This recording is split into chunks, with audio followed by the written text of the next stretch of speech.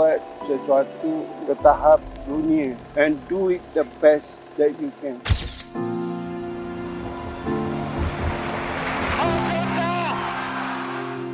Masa tu Tun Razak, Timbalan Perdana Menteri dah mengarahkan Tugu ni perlu dibaik pulih secepat mungkin untuk menaikkan semula semangat patriotik kita.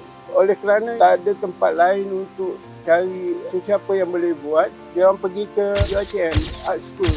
Yang ada art school masa itu ialah UiTM, dan bila di UiTM dia terus berjumpa Datuk Raja Sahabuddin. Datuk pula refer pada School of Art and Design Fine Art, iaitu Chris Kani. So daripada Chris Kani mulalah nama I masuk, nama Cik Murphy, Cik Mansur masuk. So dari situlah kita mula melibatkan diri.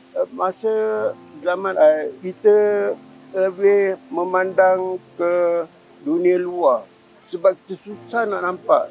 Kita fokus dan itu hasilnya kerja-kerja kita lebih ke taraf international. Sebab kita dapat buku sikit-sikit reference pun kita study. My work is universal. Masa I buat Tugu ni pun ayah I datang. Dibayangkan how he support me. He's my mentor also. Kan, dia mentor bagi I.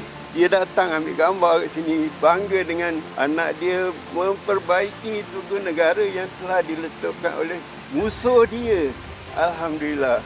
Buat sesuatu ke tahap dunia. Jangan setakat dalam lingkungan kelompok you saja. Keluar, you have to go out, explore the world. Sebab kita merdeka, kita boleh, sekarang kita dah boleh. So take advantage. Kalau dalam bidang seni, macam saya cakap tadi, your motif should be international. You boleh bawa motif-motif tradisional ke tahap international. Jangan ingat kita nak naikkan bangsa Melayu dengan motif-motif Melayu saja. No such thing. Banyak cara yang kita boleh pergi. So for the young generation dalam bidang seni, that's it. You go out international, do your work internationally and do it the best that you can.